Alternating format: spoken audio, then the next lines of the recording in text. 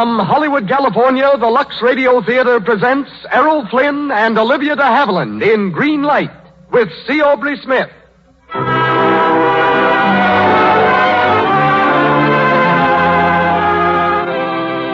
Lux presents Hollywood. For the interest you have taken in our products, Lux Toilet Soap and Lux Flakes, for your purchases and for your recommendations to your friends, we send you our sincere appreciation. It is this kind of loyalty that makes the Lux Radio Theater possible. Tonight, we bring you Olivia de Havilland and Errol Flynn in Green Light with C. Aubrey Smith.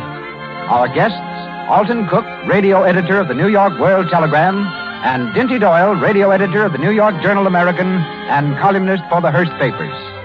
Louis Silvers conducts our orchestra. And now, the producer of the Lux Radio Theater. Ladies and gentlemen, Mr. Cecil B. DeMille.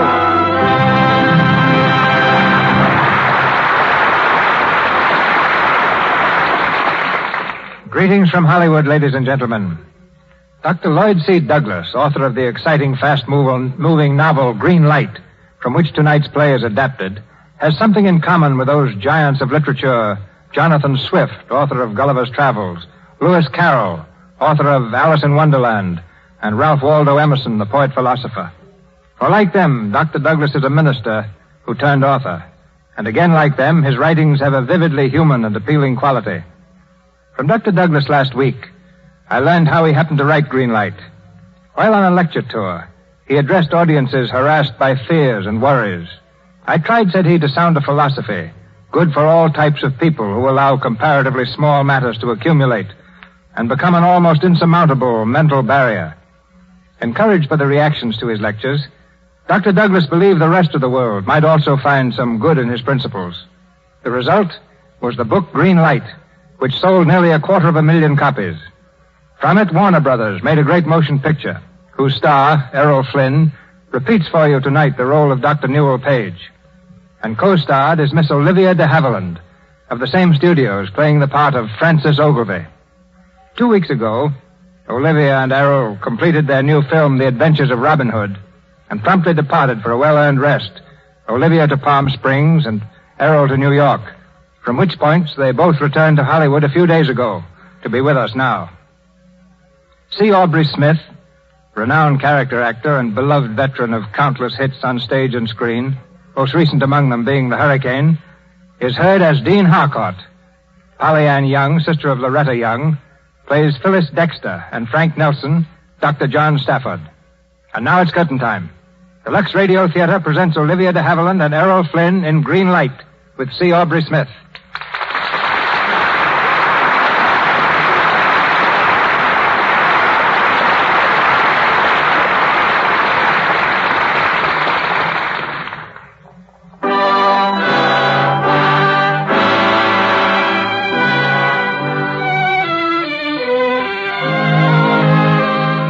Bay Park Hospital, on the outskirts of Boston. In his private office, Newell Page, a rising young surgeon, stands near the window examining an X-ray plate. By his side is Nurse Frances Ogilvy. She leans close to the surgeon, pretending a great interest in the photograph, while he pretends to be unaware of her nearness. See that spot? Mm-hmm. Well, that's it. I don't like the way it... Ogilvy, I wish you wouldn't do that. What? Lean so close to me. Why not? Because it prevents me from concentrating. You're very beautiful, you know. Yes? And in addition, you're intelligent and probably the best chief surgical nurse the Bay Park has ever had. Thank you. You're very welcome, Miss Ogilvy. I hate Ogilvy. Why don't you call me Frances? Frances, eh? That's a nice name. Now, about this X-ray. Do you ever think of anything but your work, Dr. Page? Oh, yes, occasionally. Have you met Sylvia, my cocker spaniel? She's the cutest little Do you ever cricket... think of anything but your dog and work, Dr. Page? Never, Miss Ogilvy. Yes, that's what I thought. You know, there was only one time I ever heard you say anything that I felt you really meant. Something unpleasant, probably. It was the day we did the little Morton boy's operation. It was a tough job. You were worried. You seemed to think I kept up with you pretty well, and when it was over, you said... Ogilvy, you're a good egg. Egg, eh? I know it sounds awfully silly, but it It meant a great deal to me. Well, I'm glad. You have a great talent for surgery, you know. And by the way, how's Mrs. Dexter this morning? She's as sunshiny as ever. She's been listening to that minister on the radio again. What's his name? Oh, yes, Harcourt, isn't it? That's it, Dean Harcourt. Say, she goes into surgery in less than an hour. Have you got... Oh. What? I'm awfully sorry, but I forgot to tell you. Mrs. Dexter's operation has been put off. Why? Dr. Endicott's been delayed. He just telephoned. From where? Milwaukee. He can't get here until tomorrow. But that's dangerous. I'm not certain she can wait until... Has she been told? Not yet. Oh, well, I suppose that's up to me. I'll be back in a few minutes. Dr. Booth. Dr. Booth. Calling Dr. Booth. Hey, Newell. Newell, wait up. Hello, John. Oh, what's the big rush? Oh, Endicott's delayed that Dexter operation until tomorrow. Why? He can't make it. He's delayed or something in Milwaukee. By what? A lecture to some club or a stockbroker? You stick to your bugs, John. That's your business, and Endicott's his. Thanks for telling me. Oh, I'm sorry. Let's have dinner tonight. I can't. I've a date with some little bugs from Montana. Real old-fashioned killers from way back. That's interesting. What's the name? Dermacenter Andersoni. Wood ticks to you. Are you messing around with spotted fever again? Not again. Still, I may go out to Montana one of these days. Hope you enjoy my funeral. Thanks, I will. And striving constantly for the higher and the better life. Morning, Mrs. Dexter. But man's progress in life is not steadily onward. Dean Harcourt again? Not steadily forward. Again. Sometimes man's progress is stopped by something that is bigger and stronger than he. Something over which he has no control. And that's something I like to think of as a red light, flashing a halt to the forward surge of his life. And I like to believe there is a power which controls that light, which knows in its infinite wisdom that sometimes man must stop to learn through suffering before going on. For it is as inevitable as time that man progresses to a better future. If not for himself, then through his suffering for his fellow men. When he has learned this, the signal changes, and the green light frees him to resume his inexorable march into eternity.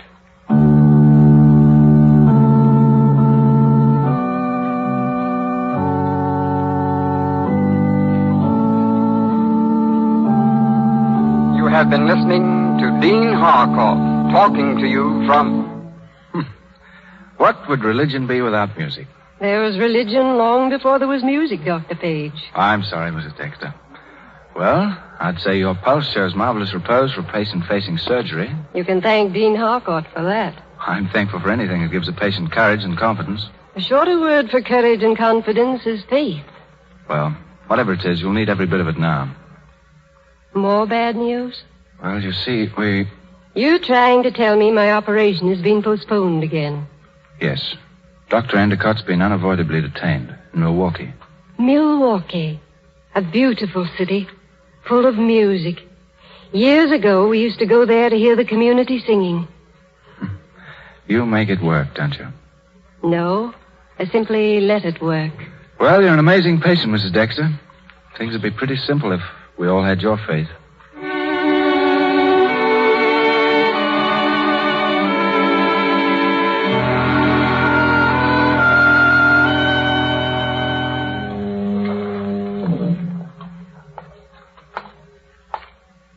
Evening, Dr. Page. Oh, hello, officer. Out for a walk, sir? Nice evening for it. Fog coming across the bay, though. Oh, hello there, Sylvia. Hello. Evening, sir. Good evening. Oh, dear. What's it all about, Sylvia? What are we all doing here? Where are we going? Oh, no. Not home. I'm talking about life.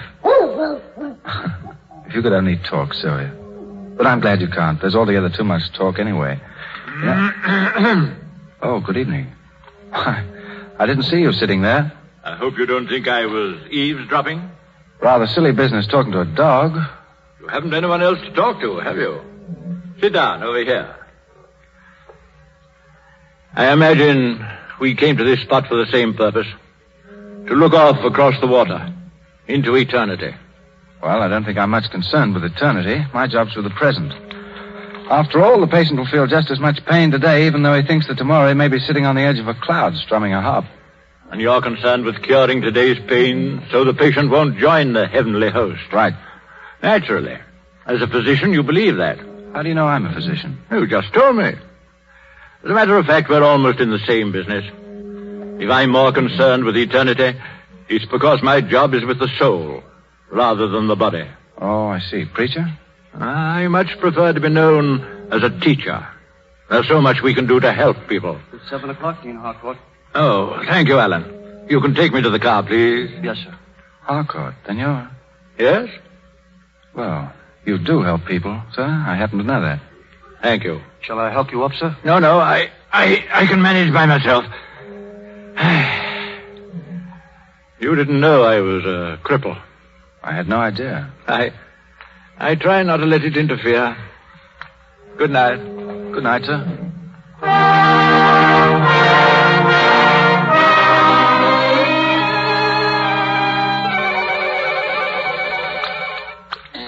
Baytalk Hospital. One moment, please. Baytalk Hospital. Baytalk Hospital. Hold the wire a moment, please. Hello? Hello, switchboard.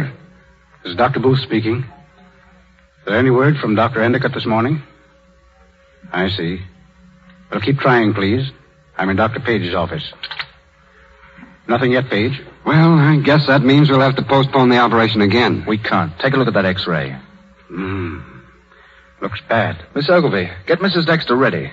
We'll operate immediately. Yes, sir. Are you crazy? Not unless these X-rays are. Hello? Hello, surgery, please. I grant you that the infection has spread alarmingly since yesterday. Nevertheless... Surgery, this is Dr. Page. Oh, you can't do that, Page. She's Endicott's patient. We'll operate on Mrs. Dexter immediately. Now listen, Page, if anything happens... Nothing's going to happen. Scrub up, Dr. Lane. You're handling it.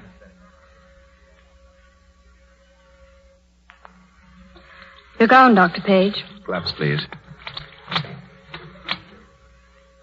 Everything set? Set.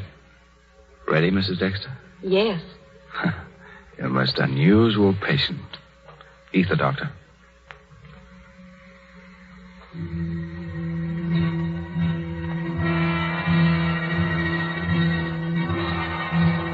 Scalpel. Scalpel. Sponge ready. Sponge ready.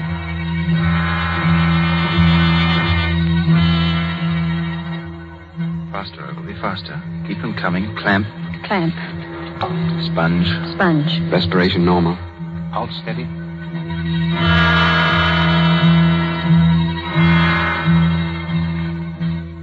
Still normal. A little more ether. Much longer, Doctor? 10 minutes, maybe less. Clamp, please. Clamp. Who opened that door? It's Dr. Endicott. Excuse me, Page. Step aside, please. We're almost finished, Endicott. I said step aside, Page. I was just about to remove the... Thank you. I know this case. Very well, Doctor. Forceps? Forceps.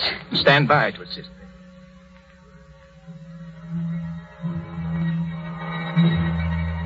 Pulse varying. Unsteady now. More ether? I don't think so. Endicott? Through in 20 minutes. 20. Scalpel, please. Scalpel, but... Quickly. Yes, sir. Dr. Endicott, it's not time now. I know what I'm doing. Stand by to tie the artery. Pulse slowing. 42. You'll have to work fast. Tie the artery, Doctor. Well, tie it. Tie it. I can't. What? You've cut it too short. I can't make the tie. It's a hemorrhage. Quick. Urgent. Sponge. Give me a sponge. Pack that artery. You can't. Clamp. Clamp. Wait. I'm afraid it's too late, Doctor. What? She's dead. Dead?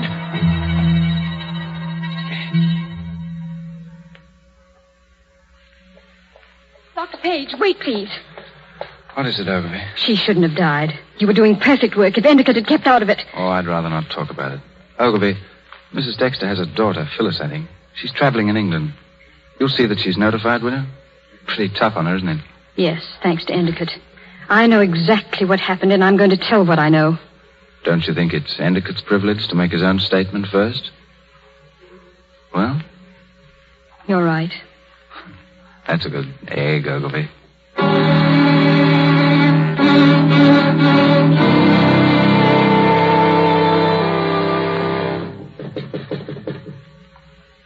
Yes? Oh, evening, Page. Evening, Endicott. I'm glad you came. Nasty business, this Dexter death.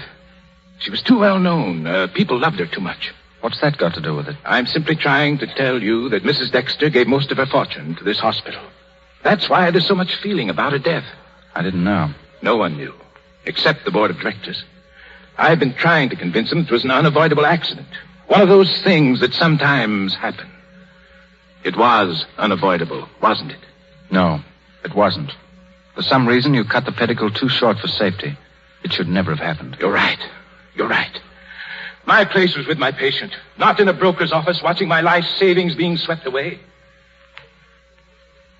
Interesting how greed and medicine don't mix. I have a little money if it... Not enough. But you have youth. Your whole life is still ahead of you. I'm old. My life's all behind me. Even the money I've saved is gone. But you can always earn more. Not if I am dismissed for this Dexter case. A split second, a woman dies, and a whole career dies with her. A split second, as against the 40 years I've given to medicine.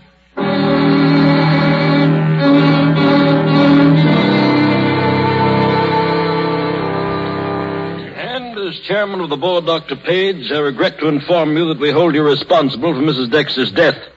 May I add that your refusal to defend yourself has not benefited your position. But rather than submit you to the embarrassment of a dismissal, we're giving you this opportunity to resign. Is that all? That's all. Thank you.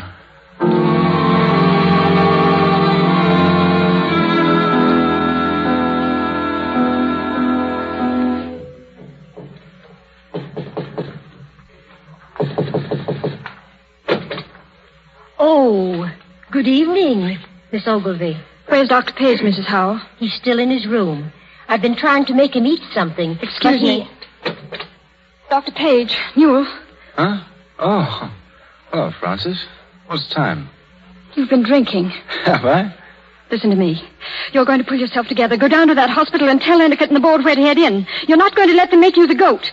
You know, Francis, you're a very beautiful girl. Oh, stop it, please. All right. What is it you want me to tell the board, Francis? That Endicott killed a woman? That'd be nice, wouldn't it? He's a human being, just as liable to make mistakes as anyone. That's no concern of yours. If you resign, you admit you were responsible for her death. Uh-huh, exactly.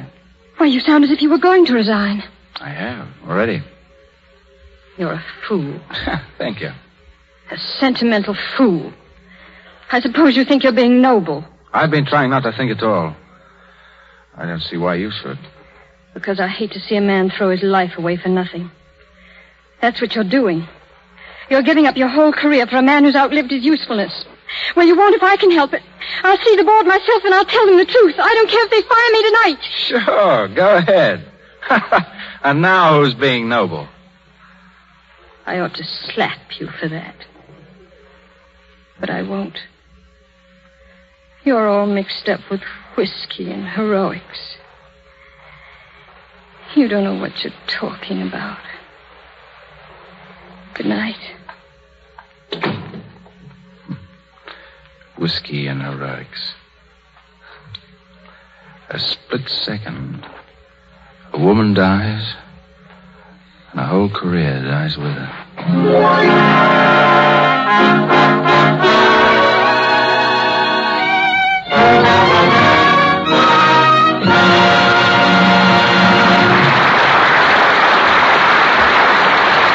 So ends Act One of Green Light.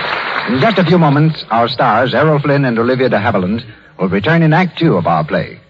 But during our intermission, we raise a question. Is truth stranger than fiction? We think that often it is more exciting than fiction, and to prove this, we're going to present to you a regular Cinderella story which actually happened. The heroine of this real-life story, the modern Cinderella, is Miss Anne McDermott of 229 Chicago Avenue, Oak Park, Illinois. She keeps house for her aunt and uncle. Her exciting experience started when her friend Marjorie dashed into the house early one morning. Gracious, Marjorie, what are you doing here this time of the morning? Oh, Anne, I had to tell you right away. Tell me what? Why, down at the store, they're having a beautiful hands contest, and you must enter. Me? Oh, you're crazy. I'm not. Your hands are lovely. Oh, nonsense. All the young girls in town will enter. I'm 37, and I've done housework for years. I wash dishes 3 times a day, too. But your hands don't show it, Anne, and... Oh, please do. It's this afternoon. Come on, just as a favor to me. Well, All right. But just as a favor to you, mind. And so Miss McDermott goes with her friend to the Beautiful Hands contest. There are many women in the contest, most of them young. We listen in as they wait to hear the awards. Oh, I just know you'll win, Ann. Oh, nonsense. I think we'd better go home. And now we're ready to announce the prize winners. Miss Ann McDermott of 229 Chicago Avenue. It's you, Ann. It's you. Miss McDermott, please come forward. I can't believe it. There's some mistake. Miss McDermott, congratulations. Miss McDermott, ladies and gentlemen, keeps house. She's done all her own work for many years, and yet her hands are lovelier than those of many young girls. I'm happy to give her this prize. Yes, this actually happened. Here are Miss McDermott's own words. Lux was the reason I won the biggest thrill of my life and a grand prize. I do dishes 3 times a day, but Lux Flakes keep my hands beautiful. Thank you, Miss McDermott, for this convincing proof of how Lux Flakes for washing dishes keeps hands soft and white. Lux for dishes is such inexpensive beauty care, every woman should guard the loveliness of her hands this way. Get the economical big box of Lux tomorrow. I return you now to Mr. DeMille. Errol Flynn, Olivia de Havilland, and C. Aubrey Smith continue in Green Light.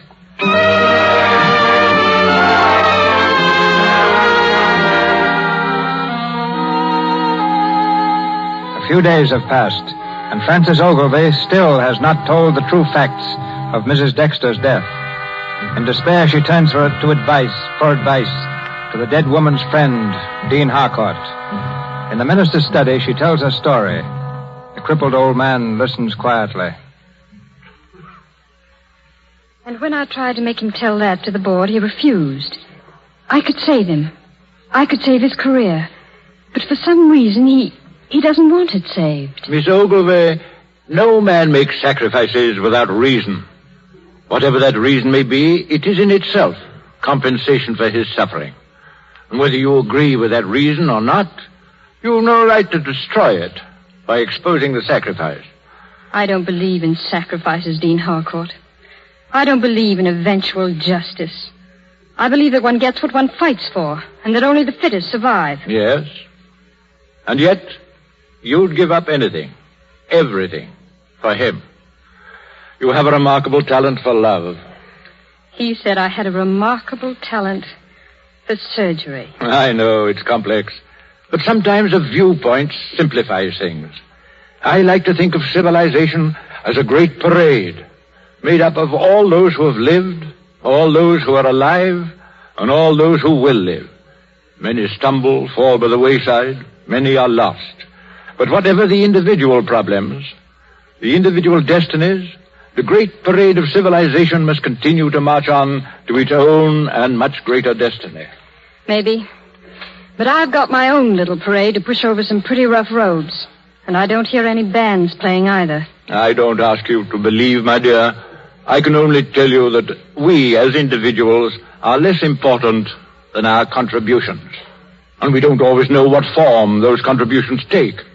And in this case, my contribution may be silence? Yes. Well, I've taken a lot of your time. Is there something I can do to repay you? Yes. I want you to go into the anteroom. There'll be somebody there to see me. Ask her whatever questions you'll wish, then come back and tell me what she says. Very well, Dean Harcourt. Good morning. Is Dean Harcourt in his study? Yes, he is. What is your name, please? Just tell him it's Phyllis Dexter. Phyllis? One moment, please. Dean Harcourt. Yes? Mrs. Dexter's daughter is waiting to see you. Phyllis, poor child. Will you do one more thing for me? If I can. That other door will lead you into the nave of the cathedral. Go there. Sit down. Face the altar. Think about what we've said to each other. Very well. Phyllis? Come in, my dear. Oh, Dean Harcourt, My dear, those tears aren't at all becoming. Oh, I know. But I can't seem to stop.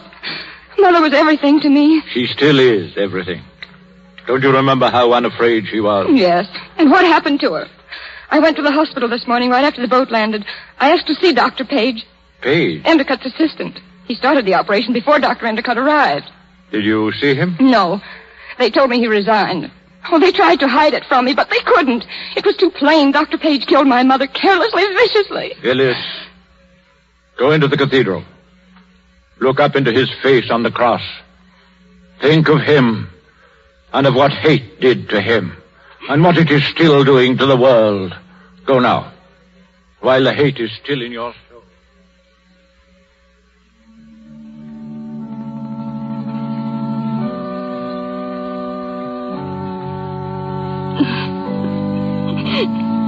Miss Dexter, please don't. Oh, my mother. I know. I know all about it, my dear. Come with me, please. We both have troubles. Perhaps we can comfort each other.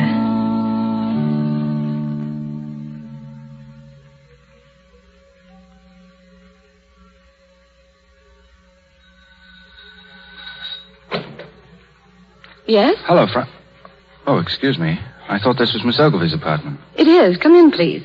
Well, thank you, but... Oh, I'm a friend of hers. Well, that is. Well, we only met this morning. She brought me here to tea. Oh. Who shall I say is calling? Why, I'm, Hello. Oh, hello, Francis. Sorry if I'm intruding. I should have telephoned. No, it's all right. May I take your coat? Well, Oh, please. Don't go on my account. Well, thanks. Pardon me for staring, but your face seems familiar. This is Phyllis Dexter. Dexter? She's the daughter of the Mrs. Dexter I was telling you about. Just arrived from England. Phyllis, may I introduce Mr. Walker? How do you do? If you're as nice as Miss Ogilvy, you'll be well worth knowing. I hope you'll always think that. Oh, I think I hear the kettle boiling. Sit down, Mr. Walker. Thanks. So you met Francis just today, eh? Yes, at Dean Harcourt's. Oh, what made you think you knew me? Why, you resemble a photograph I often admired, the daughter of a friend of mine. The daughter must be very beautiful. Oh, I feel flattered. I think she'd feel flattered, too. Thank you. You just came from England, Francis said. Yes, my mother died. It was very sudden. I'm sorry. I lost my mother, too, a long time ago. I know how it is. You must try not to let it hurt you too much. Death is, well, it's a part of living, I guess. A split second, a woman dies. So many things can happen in a split second. Yes, and sometimes they seem to happen with deliberate cruelty. What? You'll excuse me, won't you? I haven't time for tea. Please tell Miss Ogilvy I had to go. What was that? Did he go? Yes. What a strange man. He's one of the finest. He seems to be. Do you think he'll call again soon? I don't know. There's no telling what Mr. Walker will do. Ever.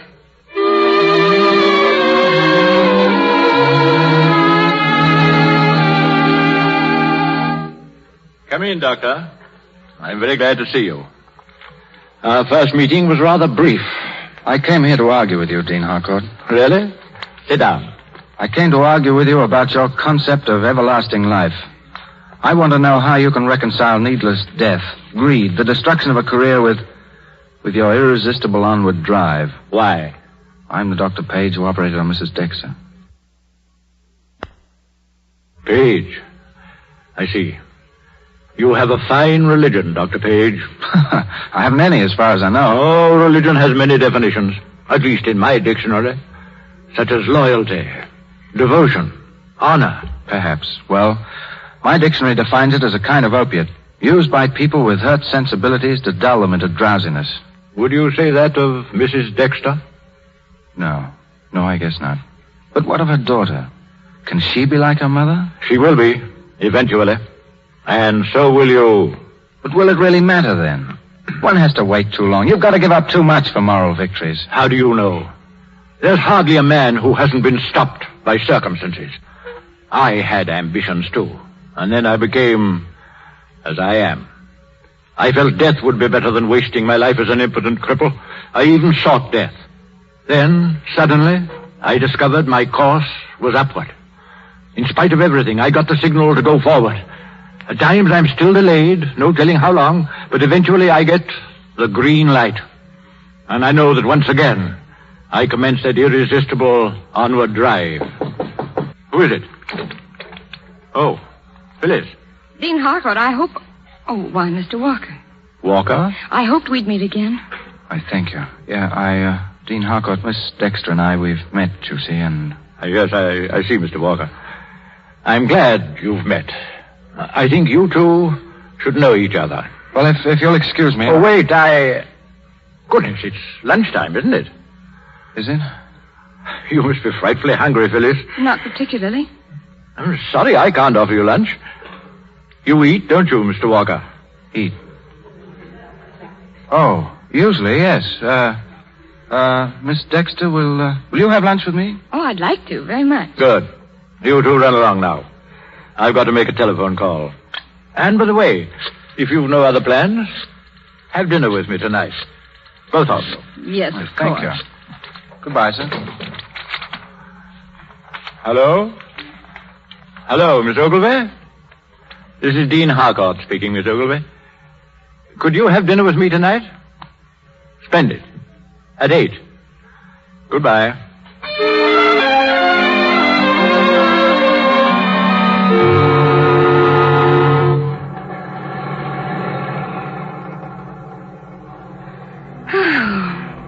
Oh, I don't know when I've had a nicer day, Mr. Walker. Really? Well, that goes for me, too. Dean Harcourt's a remarkable man, isn't he? Yes. Well, you seem to think we ought to be together. Tell me, was he in the church before he got this attack of poliomyelitis? Polio what? I mean, infantile paralysis. You know, I've been around doctors so long I almost talk like one. Anyhow, was the dean always in the church? Yes, why? Oh, I don't know, unless it's because I've always had the idea that people turn to religion only when they're in trouble. Well, you would never have had that idea had you known my mother. Oh, but your mother was unusual. Well, you did know her? No. But I've heard a great deal about her. Here, Sylvia, sit down back there. Yeah, she always barks at cows. Stop it. Sylvia. I remember another dog called Sylvia. Mother wrote me about it. She said that Dr. Page had a... Phyllis. Oh, you're Dr. Page, you. Yes. Oh. Wait, Phyllis, listen to me. You had to know sometime... And you killed my mother. No. Then who did? It was an accident. Accident? Oh, you might at least be man enough to accept the blame. Let me out, please. Phyllis, you've got to listen to me. Phyllis!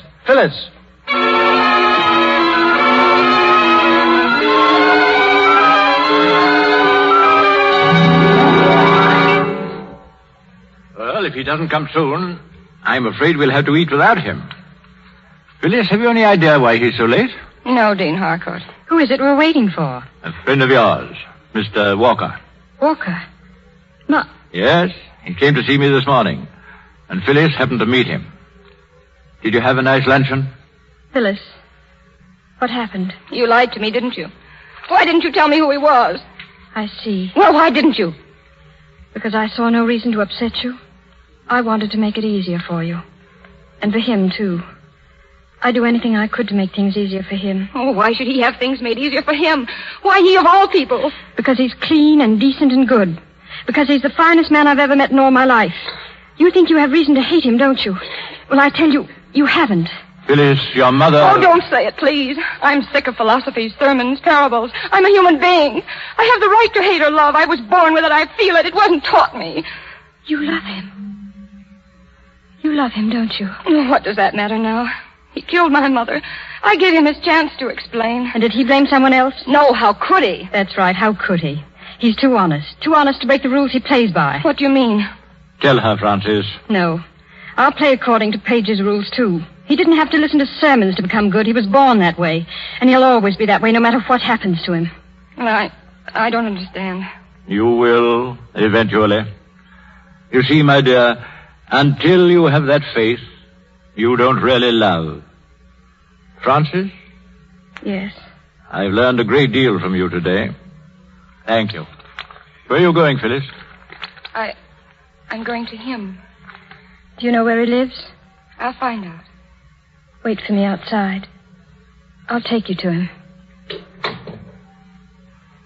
Francis, you do that. Bring them together. knowing that she loves him? He loves her, too. Did he say that? No one has to say it. It's in a woman's eyes when she's loved. I know. Well, good night, Dean Harcourt. Good night, Francis.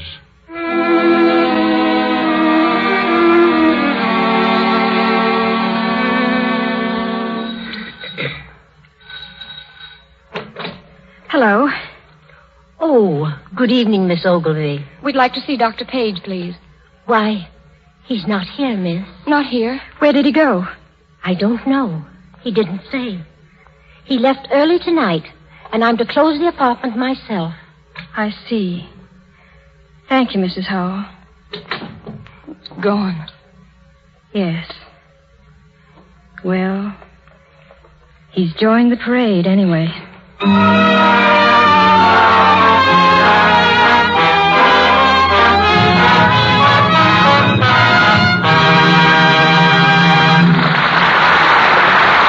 Calls for station identification. This is the Columbia Broadcasting System.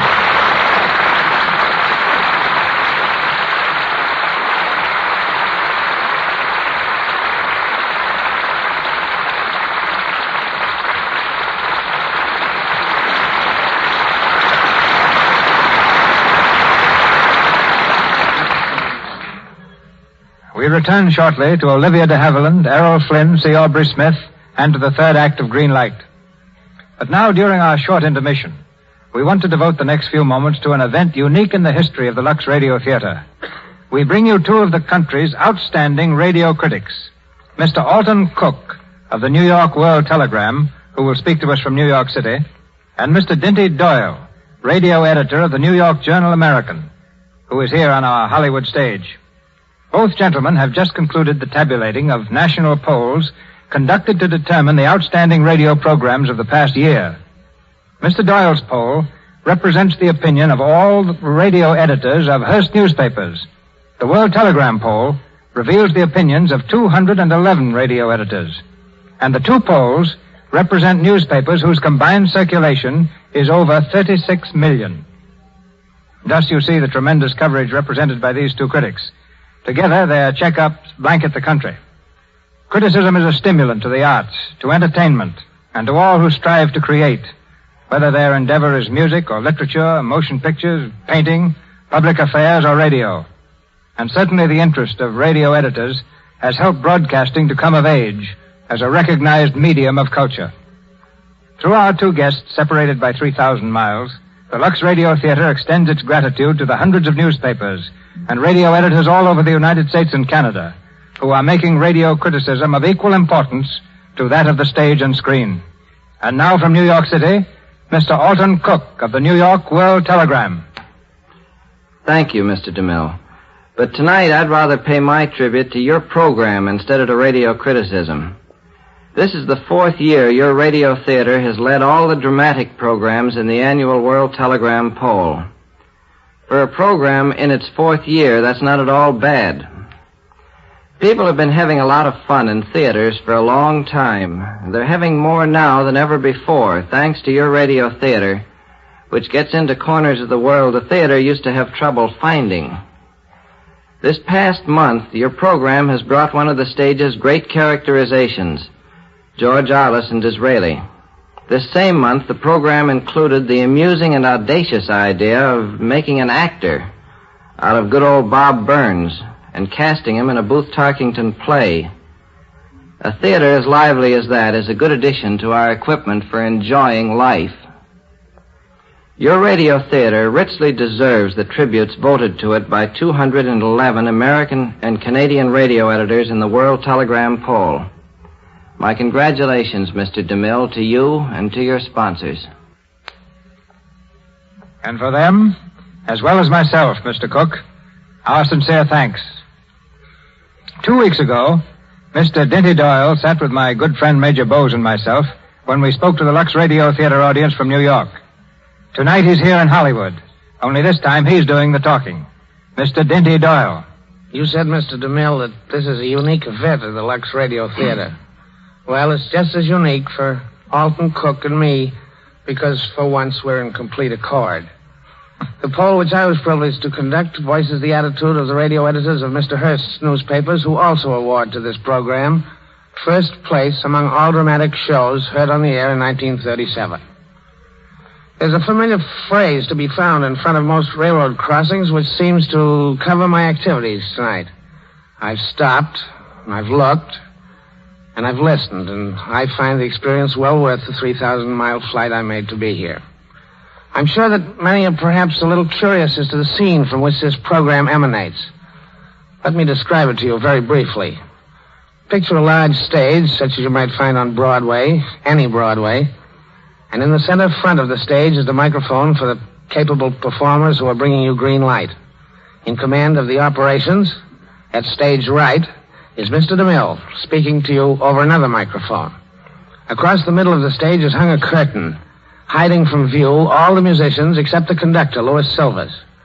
It's not because we don't like to look at musicians, but simply because the curtain makes their music better over the air. In a balcony, above and behind Mr. DeMille, are the sound effects, and across the stage in another balcony is Columbia's engineer and the broadcasting apparatus that starts this program on its way to your living room. I hope I haven't shattered any illusions, other than the one that Mrs. Doyle may have entertained in believing her husband is a radio performer as well as a radio editor. Good luck, Mr. DeMille. I hope you try just as hard to get this award in 1938 as you did in the past year.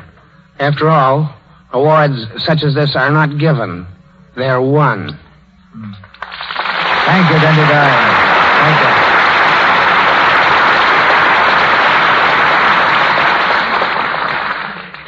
Green Light, starring Errol Flynn and Olivia de Havilland with C. Aubrey Smith.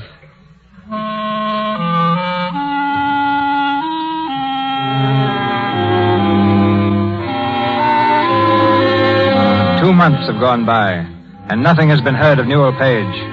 At last, word comes from Dr. Stafford. Word from the fever-ridden hills of Montana, where death lurks in the sting of an insect, bearing the innocent name Woodtick. As Dean Harcourt and Phyllis listen, Frances reads the letter aloud. You know, Frances, that research requires unbreakable nerves, endless patience. Newell is too sensitive for it. The fever's been raging round here for weeks, and the things he's seen have gotten under his skin. He's working with me now on a new vaccine, and he's doing great work, but too much of it. I can't get him to rest. Do you know of any way to get him out of here for a while?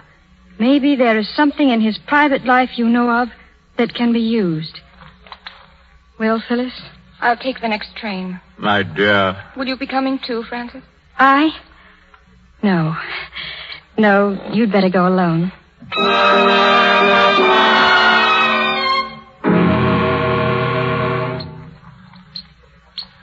How's it going, John? Any results? Oh, just about the same. Where were you last night, Noel? You look all in. Oh, I went through the valley on some calls. Well? 8 more deaths. 8. Oh, God, it's horrible. A little wood tick bites a man. 3 days later, he's dead. If we only knew about that new vaccine. Oh, if. How are we going to know? All we know now is that it doesn't kill the guinea pigs. We still don't know if it makes them immune to fever. And if it does, what proof is it that it'll work on a human being? It's like shooting in the dark. John, suppose a man took a shot of that stuff, the new vaccine. A man? Yeah. And then suppose he let a wood tick bite him. That'd prove something, wouldn't it? If he died, it wouldn't. But if he lived? Well, then we'd know that the vaccine works. Unfortunately, we can't make that little experiment. Human beings aren't guinea pigs. Well, here's one who is. What? I did it last night. Did what? Gave myself the vaccine, 2cc. Then I let a wood tick have a bite at my arm. Are you crazy? I haven't your patience, John. We'll know all about that vaccine now, anyhow. Another man tried that up here. He lasted about 3 days. You're a fool, man. What do you think we have animals for? Oh, they don't need to justify their lives, John. I do. Answer that, will you? Hello. Yes. Who? Just a moment. It's for you, Newell. Me? Hello? Yes. Yes, this is Page. Who's this? Phyllis. Where are you? Oh, yes, of course. Yes, I'll be right down. It's Phyllis Dexter. She's at the station. I'll saddle the bag. Newell, wait. I wish you'd take it easy. The more you exert yourself, the harder it's going to be to beat off the fever if it hits you. Yes, I know. John, listen. Something may happen that'll make me lose my nerve. If I do, you've got to promise me that you'll keep yours. If I get the fever, the vaccine alone has got to lick it. Then we'll know. No other treatments. Promise? No other treatments, Newell. Good boy. I won't be long. Take it easy, will you?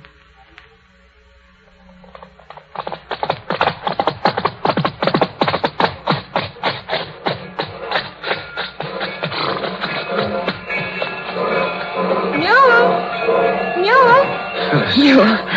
Oh, darling, I never thought I'd see you again. It had to happen. There wasn't any other way. I killed your mother, Phyllis. You didn't. She would have been the first to forgive you. As you forgive me? As I hope you'll forgive me. But I had to learn not to hate. Darling. Phyllis, you've got to leave here right away. Why? Because there's death on every bush, hiding in every flower. I don't want it to find you. Well, I'm going to stay. Phyllis, please. You must understand. There's no way of protecting you yet. Maybe in a couple of months. You never know. Sometimes it takes days. Sometimes it hits suddenly. But we'll lick it. We've got to lick it. There mustn't be any more waste. Oh, no, what's the matter? Nothing. Sorry, I'm... Oh,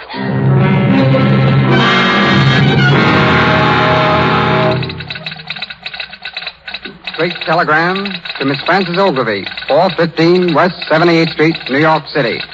Newell desperately ill. Spotted fever testing new vaccine. Will take no treatment. Please come at once. Signed, Phyllis.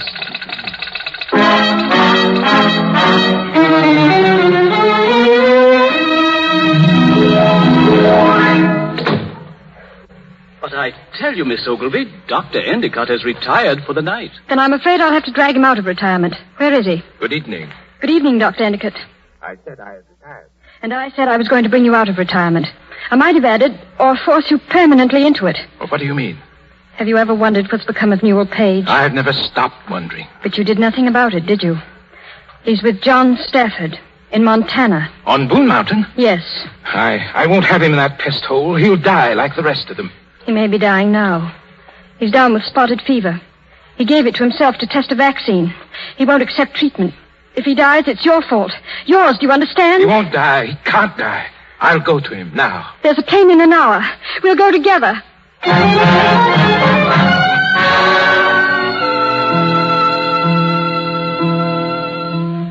There's the whole case history, Dr. Endicott.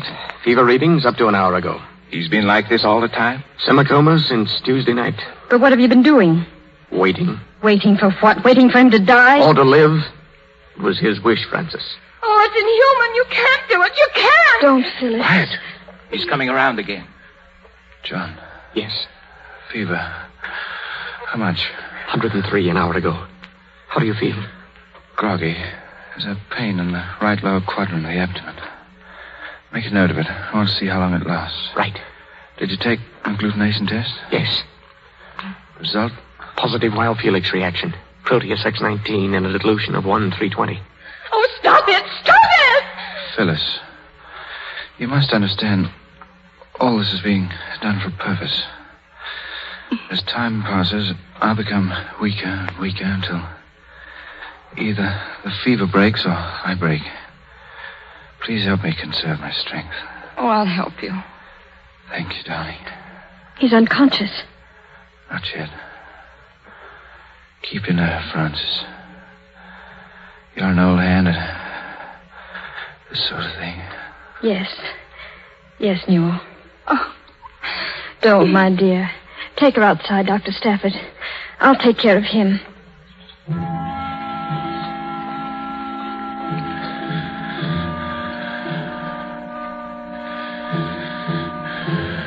Fever.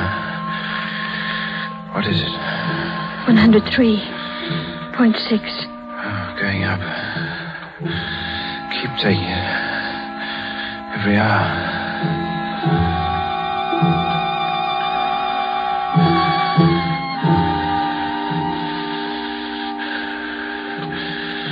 What is it now? It's a little higher. Tell me. 14.2. Should break before 105. I can't take 105. Newell, It will break. It has to. Newell, can you hear me? You've got to live, Newell. You can't die like this. You can't. It's not for me now. It's for her. She loves you. You've got to live. You can't die. You can't. You can't.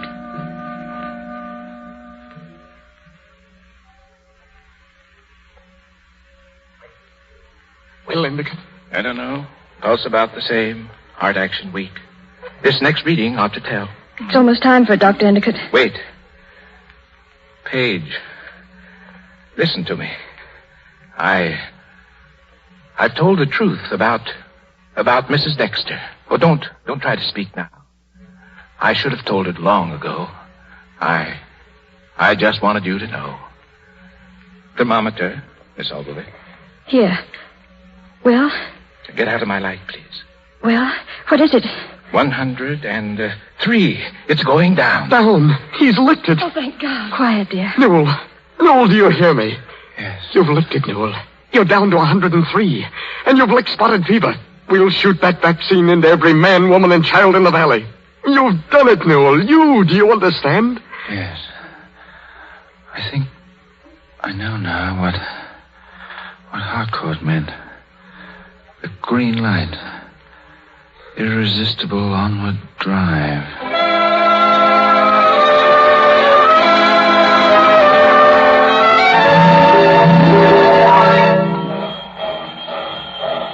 Goodbye, Newell, and good luck. Goodbye, Jono. Goodbye, fellas. You'll write, won't you? Of course we will. My regards to everyone at the hospital, Paige. You're going to stay here? I think so. There's work here for me. Goodbye. Goodbye. Francis. You better hurry. So you're really not coming?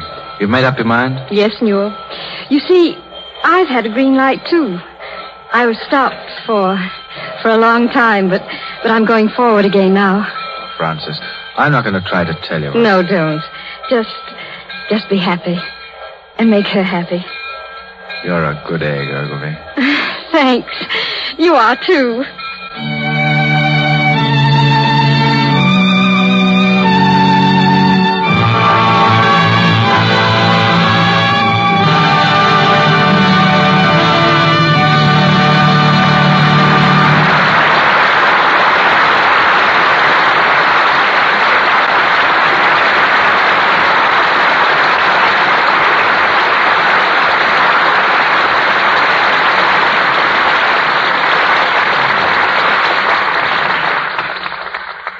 We lower our curtain on green light. There's a word from Melville Ruick, and then Errol Flynn and Olivia de Havilland return to our microphone. Mr. Ruick. Here's an amazing fact, ladies and gentlemen. Amazing to a man, at any rate. Last year's stocking bill for the women of America totaled over $330 million. That's a lot of money. But every woman likes the flattery of lovely stockings, and they certainly do add to her beauty. However, if your stocking bill seems to be getting out of hand, here's a suggestion.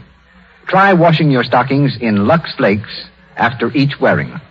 Lux preserves the elasticity of the threads. They give instead of breaking so easily when you bend your knee or stoop down or strain them in any way. Harsh soaps or rubbing with a cake of soap weakens elasticity. Then runs are apt to pop. To cut down these expensive runs, to save on stocking bills, always use Lux Flakes. Here's Mr. DeMille. A few years ago, when Errol Flynn was knocking about Australia, he and some friends bought a schooner and made a memorable 3,000-mile voyage to New Guinea, as set forth in his widely sold book, Beam Ends. So naturally, I was interested to learn when I was in Boston a couple of weeks ago that he'd just been in town looking for another boat. Does that mean, Errol, that you're planning to lift anchor again for those lazy South Sea islands? Well, I did buy a boat, Mr. DeMille. 75-foot ketch, which I've named after that old schooner of mine, the Sirocco. And I'm planning a trip, too. But instead of the South Seas, it'll be to the Caribbean this time and through the West Indies. And when are you leaving, Errol? Just as soon as the next picture's finished, Louia. Sometime in March. Well, Errol, is this another costume piece, like the Adventures of Robin Hood? I understand you're quite a dashing lad in your doublet and buskin and beard. Well, I hope the public agrees when they see the picture. But in this new one, I'll be back in modern clothes for a change. And when that's finished, and when I return from my trip, I also hope we'll meet again in the Lux Radio Theater. I get a great deal of pleasure listening to this program, and it's still more enjoyable to be able to take part. Many thanks, sir. I see, Olivia, that your schedule also calls for a little trip. Yes, for the premiere of another picture, Gold is Where You Find It. A number of the scenes were shot in a little town in northwest California, one of the old gold mining towns called Weaverville. So we're holding the premiere there next Saturday. Well, I don't know much about Weaverville, but I believe it's the only town in the United States whose real estate had to be imported. Well, perhaps I'd better explain why. They did so much hydraulic gold mining there that the water washed away all the fertile earth. Grain fields were needed in the picture, so we had to transport growing grain and soil, 2.5 acres, in fact, all the way to Weaverville, where I suppose it's still growing. We just heard that everything is all set for the premiere, but the head of the Businessmen's Association says that they're a bit puzzled. They're not quite sure what we'd like to have after the premiere, chocolate or vanilla ice cream. But it's a fascinating little town, and I'm so anxious to see it once again. And now, my thanks to you all. Now, let me wish you a most successful premiere, Olivia, and chocolate ice cream. And you, Errol? Clear seas and strong winds. Thanks, sir. Good night, Mr. DeMille. Good night. Good night to you both.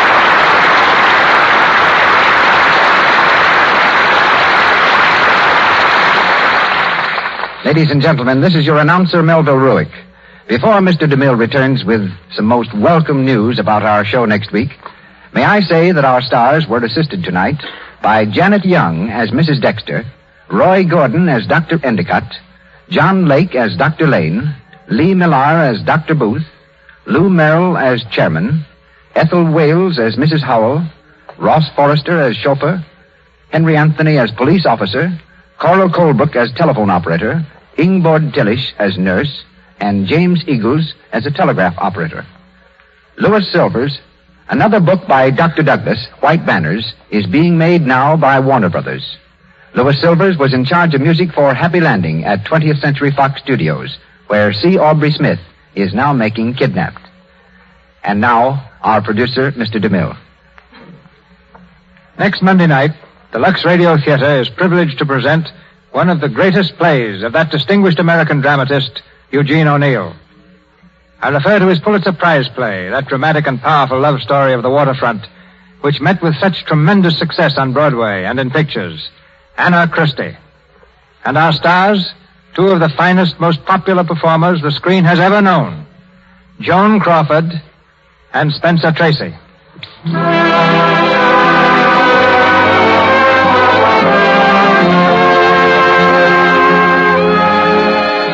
Our sponsors, the makers of Lux Flakes, join me in inviting you to be with us again next Monday night when the Lux Radio Theater presents Spencer Tracy and Joan Crawford in Anna Christie with George Marion Sr. This is Cecil B. DeMille saying good night to you from Hollywood.